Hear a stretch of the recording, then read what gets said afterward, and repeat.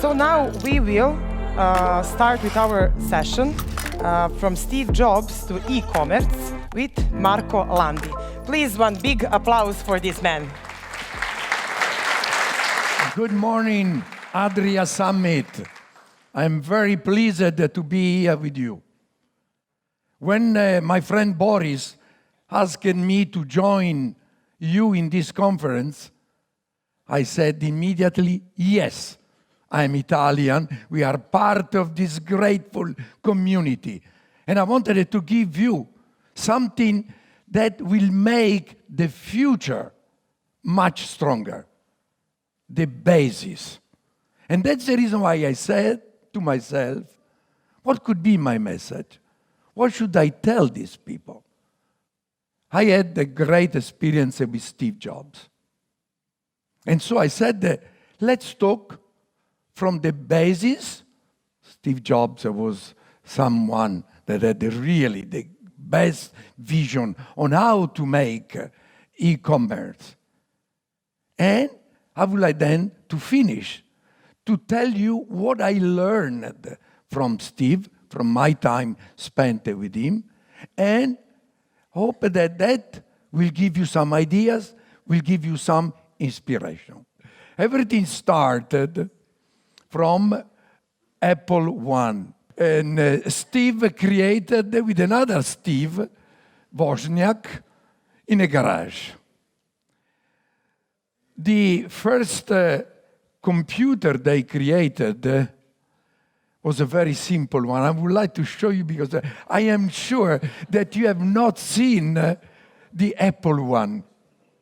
And already in his first edition was something magic, was something that already prepared the road to the future computers that they developed. Have you ever tried Apple I? No, impossible. No? No, it was already in the museum. Remember? Really? Apple I was eccolo, e le voilà. Apple I was created in 1974. Really? So you can imagine, I could try. No, I couldn't try because it was already in the museum. I joined Apple in 1990. So what was the Apple phone? First one you have tried? The first one, Apple II. Apple II. Because that was already still in the market. Okay. And which one you are using now? Which one you use now? Which one? That's very good. My wife has it in her pocket. iPhone. Because with the iPhone today, you can do everything. I have also my iPad, but once you have the iPhone, it's so easy to use, it's so nice, it's so simple, and it is not so heavy and large like the iPad. So I use the iPhone 12, not yet the 13. Not 13? Oh, come on. But I tell you exactly. Once you have the iPhone 12, you have so many things that you probably use only probably 60% of all the features. Because there are so many that not many people are going to use all of them. So that's the reason why for the moment I'm very happy. But you have to be in the trend, come on. You have to. Okay, you have now a 13 Pro, come on. To make you happy, I will buy the Apple 13. Okay, but I have one more question. Yes, please. Compare to us, your first iPhone, it was 2, and now it is 12, it is 10 generations. Yes. What is the difference? Now, from Apple II, something started in Apple that created a big crisis. Steve Jobs decided, under the pressure of the board, to get someone from outside to run the company. And maybe John Scully, I don't know if you have heard this name. John Scully became the number one. And now can you imagine that Steve Jobs that could be the number 2? They started to fight. And even Steve Jobs made mistakes. He created Lisa, a very powerful computer, and he promised to the board that he would have sold 100,000 of this computer at $10,000, I would say euro, dollar, and that was not possible. It made a major, major mistake. 1985, he was thrown out. And many of you are owner of your company, I suppose. Can you imagine what that would be? You have created Apple in a garage. You have been the most successful person up to 1984, and in 1985, you are thrown out. But Steve went out and created something that he called Next. Next, can you imagine what he wanted to say? You are putting me out of Apple, I will create the next Apple. And John Scully became the CEO. And of course, he forgot totally the Macintosh, because Macintosh was something created by Steve Jobs. And he created the Newton. That was an iPad ante litteram. But it didn't make any success. And he also was thrown out of Apple. And came a German guy, Michael Spindler. Michael Spindler is the guy that hired me in 1992. I was at that time a very successful manager of Texas Instruments. I hope that you know Texas Instruments. I was the manager in Asia. I had 17,000 people reporting to me. With my wife, we enjoyed living in Hong Kong. But Apple asked me to come and to become the manager of Apple Europe. I did very well. Apple was losing in 1992 $300 million. In 12 months, I brought it to $100 million profit. Isn't that a turnaround? So much. Wait. I have one question. Sorry. Please. Let's make give us. What? How did you do that? Now, give us just in one sentence. We don't need any more else. In one sentence. Yes, one sentence. From 300 trusting, giving confidence to your partners. Okay. I was leaving Monday, and my wife can testimony that. I was coming back Friday, sometimes Saturday, but living with my partner. Because my destiny was not to consider the glory I'm Apple, the great Apple. No. If my partner didn't sell, if my partner in the different country of Europe were not capable to go to their customer and sell, I was lost. But this is in a nutshell. But I have written a book that you can go and then, if you have it in Italian, the title is Da Chianciano, my small beautiful village in Tuscany, Siena, a Cupertino, the mythical Cupertino. In French, l'homme connecté, il arrive. It will come. And in English, connecting the dots.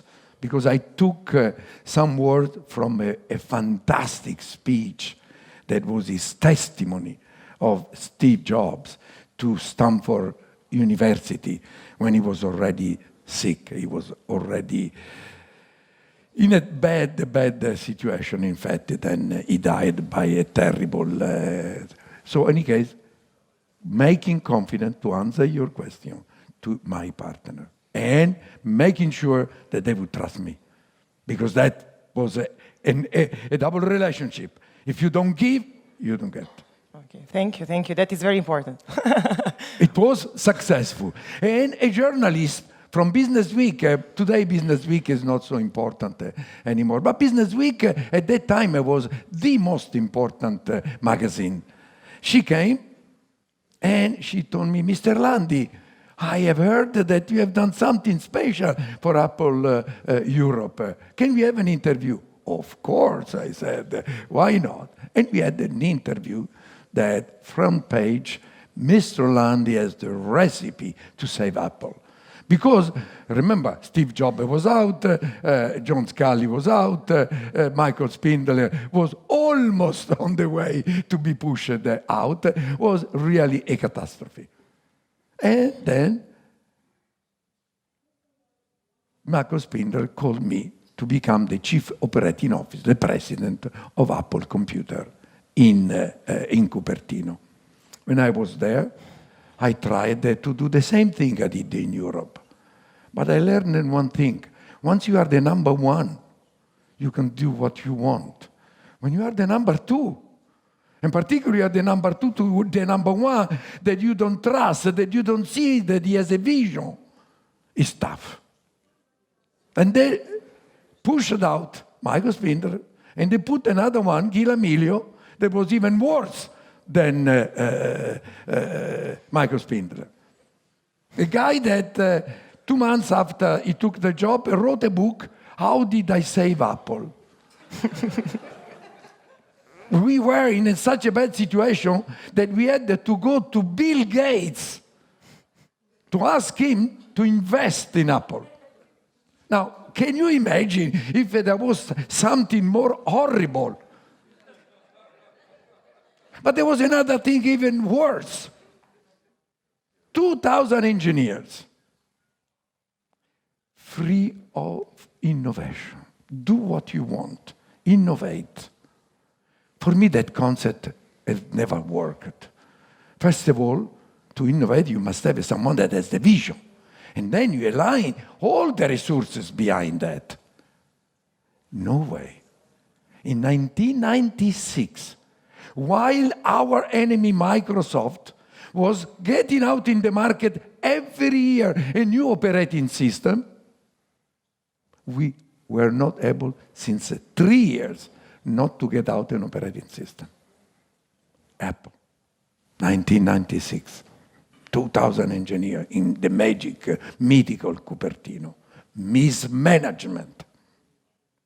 We had to go out, and this is something interesting, to look what would be the best operating system that we could buy.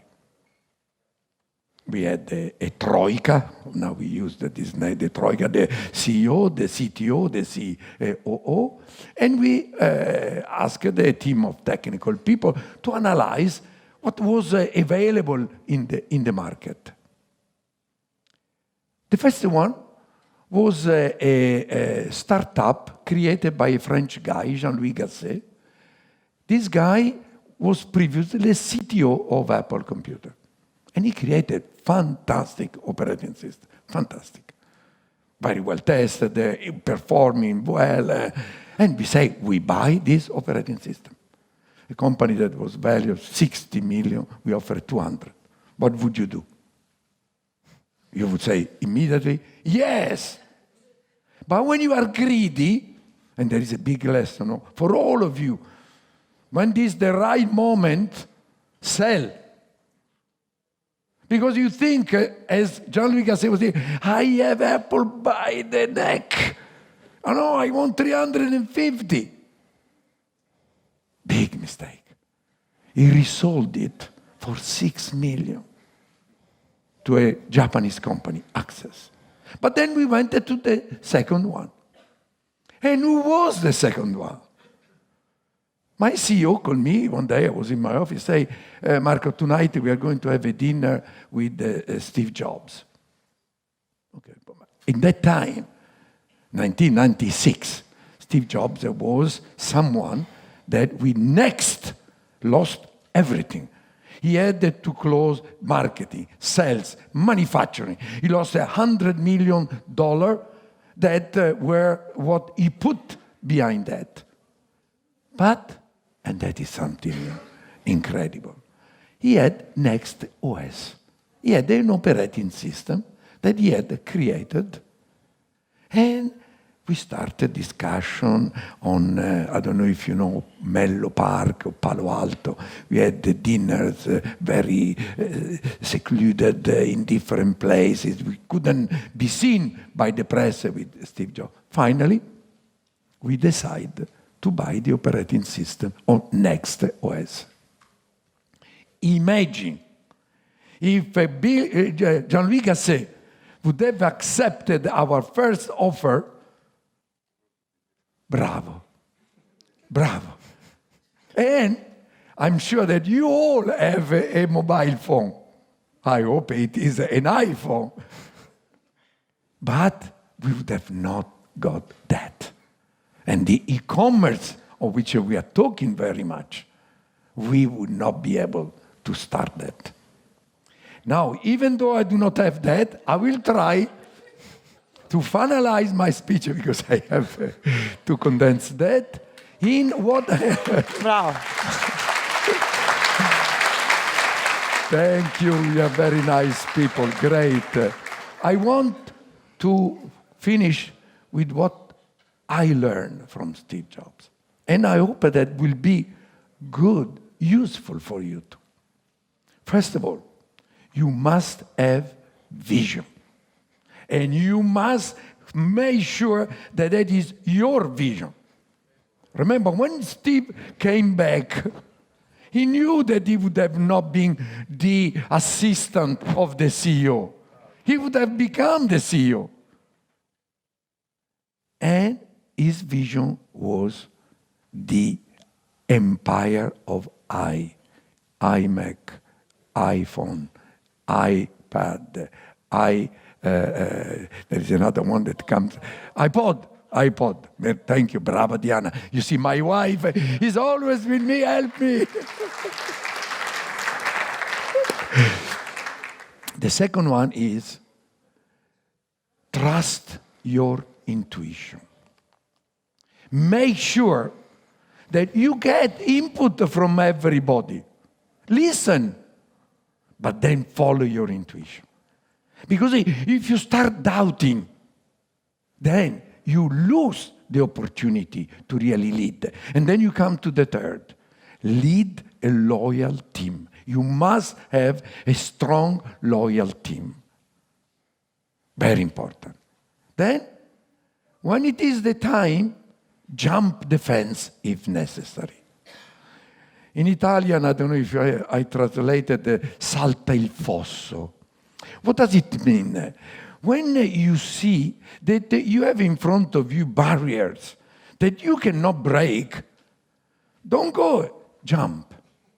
Jump the fence. Remember, this guy, he came and he had just computers. We had not iPhone yet. When he arrived and he took the CEO 1998, he had the iMac, that was the first computer, beautiful, I don't know if you remember, that you could see inside all these lights. But then you had portable computer. And it still was called Apple Computer. He jumped the fence. And he said, no, now we are Apple. And he created the iPod after the iMac. And you see, and now that he's not there anymore, what do you see of innovation? But the legacy that he has left, the iPhone 12, the 13, the 14, has created the single largest and most admired company in the world. 2.3 trillion. In 1998, when he came, it was not even in the top 10. I finish. Be curious.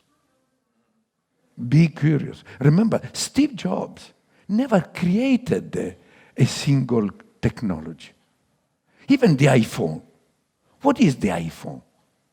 It's an idea to have a convergence of different applications, different technologies. He didn't create the technology of the iPhone. He made this convergence. And he put in the telephone what at that time would have almost impossible. You have the internet. You have the GPS. You have the connection to many applications. You have Siri. But on top is also a telephone, of course. But what he created, and he always said, it comes from the curiosity, from the fact that you should never be satisfied. You need always to look at new ideas, new opportunities open up. And this is the message I would love to leave with you for the future of e-commerce, but for the future of this magnificent environment where you all live and operate. Thank you very much for this opportunity.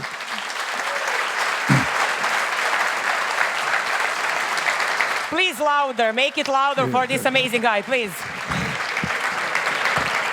Before you go, we have 2 more minutes. And we have 2 more minutes. Oh, yeah. Okay, so they were concerned that I would have overrun. I want to ask you one question. Yes. So, you know, every time they made the new iPhone, you have a long lines, and people are waiting to first buy the one. So let's say iPhone 15 will be some jubilar, you know.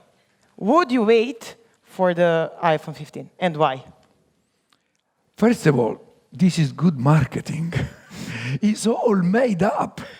It's not that there are long lines.